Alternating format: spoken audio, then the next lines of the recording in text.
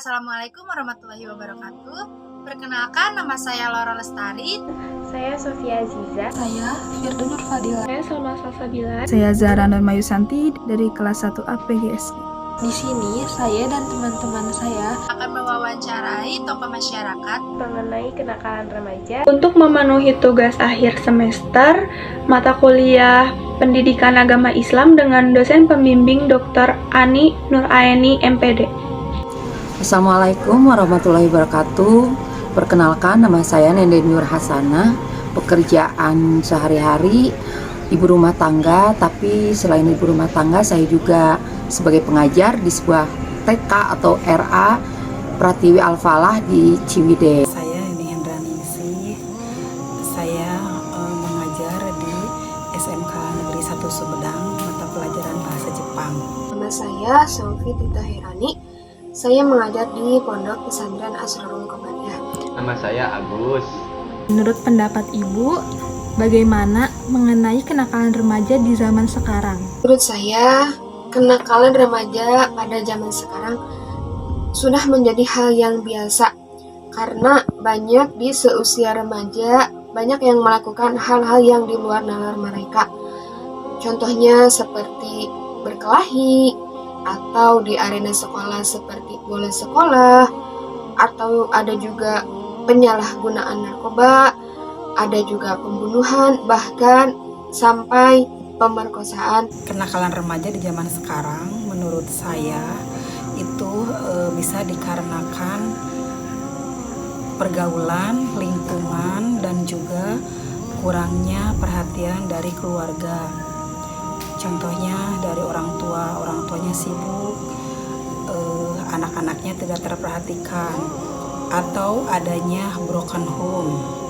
Nah, kalau anak-anak yang bisa dibilang tidak kuat iman ya, itu bisa terbawa arus yang tidak baik.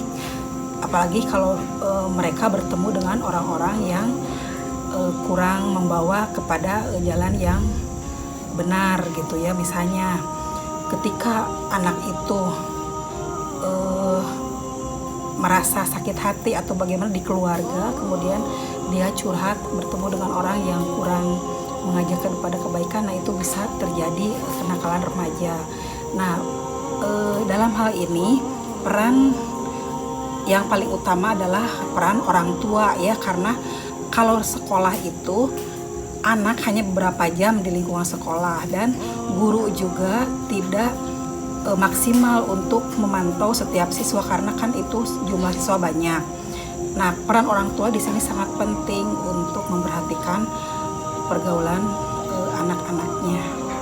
Kenakalan remaja zaman sekarang ini udah sangat mengkhawatirkan kalau kata saya mah ya. Terutamanya ini kayak pada tawuran, terus yang pada bayang-bayang mobil itu, yang kadang-kadang mobil di tengah jalan sampai pada ketabrak. Terus yang sekarang itu tuh yang anak geng-geng motor tuh pada muter-muter, pada keliling-keliling sambil bawa-bawa celurit, nganiaya warga juga. Nggak jelas anak-anak itu tujuannya apa, mau kemana. Yang jelas itu udah sangat-sangat meresahkan, dan itu sangat merugikan baik buat diri anak-anak itu sendiri dan juga buat masyarakat pada umumnya. Kenakalan remaja pada zaman ini itu tergantung remaja itu tersendiri. Kalau zaman dulu kita seorang remaja sangat patuh dan anut dan begitu takut dengan yang namanya mitos para leluhur atau orang tua. Sedangkan remaja zaman sekarang dia akan nakal atau akan baik sesuai lingkungannya tersebut. Lingkungan dia tinggal, lingkungan dia bermain dengan siapa, dan para remaja biasanya akan membentuk nakal sejak usia SMP. Kenapa begitu? Karena biasanya remaja tersebut sejak usia 5-7 tahun dia tidak bahagia. Dia lebih cenderung didikte oleh orang tuanya harus seperti apa, didikte oleh orang tuanya harus begini sesuai keinginan orang tua. Padahal anak tersebut tidak bahagia dengan diperlakukan seperti itu oleh orang tuanya. Mungkin karena anak-anak sekarang itu terlalu lingkungannya dan mungkin karena kurangnya ilmu agama. Baik Bapak, kan berarti sekarang udah mengkhawatirkan nih Pak remaja di zaman sekarang. Gimana cara mengatasi kenakalan remaja di zaman sekarang menurut Bapak? Nah, cara mengatasinya yaitu kembali lagi. Jadi peran orang tua dan juga guru ya di sekolah, juga lingkungan masyarakat, supaya anak-anak tidak terbawa oleh arus yang tidak benar atau pergaulan yang tidak benar. Jadi tetap keharmonisan keluarga itu berpengaruh juga untuk mengatasi kenakalan remaja. Anak-anak remaja itu kan anak-anak yang sedang mencari identitas diri ya. Jadi mereka itu benar-benar butuh sosok yang ini ya, yang disegani, dikagumi gitu ya. Itu kalau di rumah ya orang tua. Jadi orang tuanya harus harmonis gitu ya, membina keluarganya. Menurut saya ambil satu contoh di area sekolah, seperti bolos sekolah atau yang lainnya. Guru bisa memberikan aturan atau konsekuensi terhadap siswa tersebut dengan diajak berdiskusi, diberikan arahan bahwa aturan atau konsekuensi tersebut sebagai perlindungan diri untuk siswa tersebut. Atau bisa juga dari arahan orang tua. Orang tua bisa memberikan arahan, memberikan bimbingan kepada anak tersebut agar si anak tersebut bisa mengendalikan hal-hal yang dapat merugikan si anak tersebut. Jadi si anak bisa berpikir bahwa hal yang dilakukan di luar nalar mereka itu bisa merugikan diri sendiri atau merugikan anak tersebut. Jadi mereka enggan untuk melakukan hal tersebut. Untuk mengatasi kenakalan tersebut perlu pendekatan dari orang tua kepada anaknya, cara berbicara, menunjukkan bahwa dia itu teman kita, dia itu rangkul apa maunya dia, suruh dia bicara agar dia nyaman di rumah seperti apa.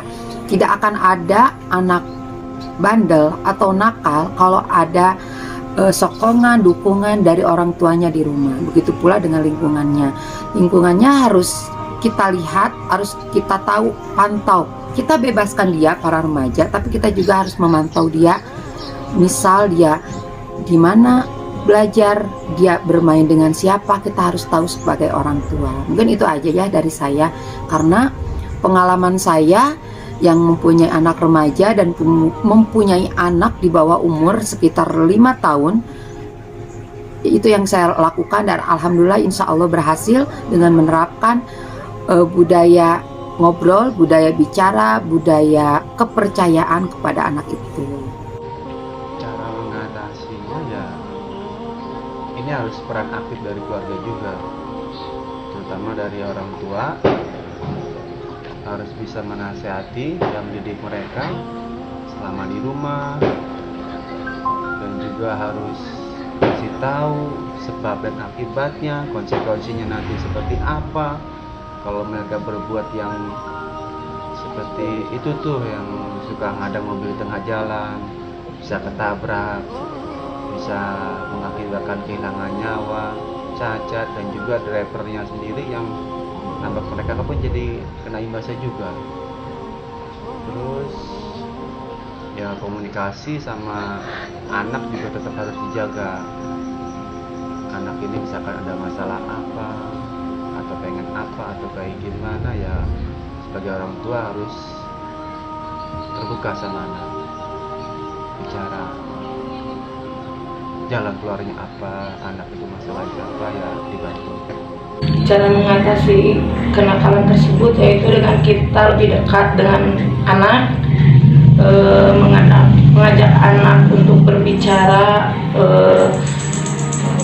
ngobrol dan memberikan pengertian, lalu memberikan ilmu-ilmu agama. Mungkin dengan seperti itu anak akan lebih mengerti.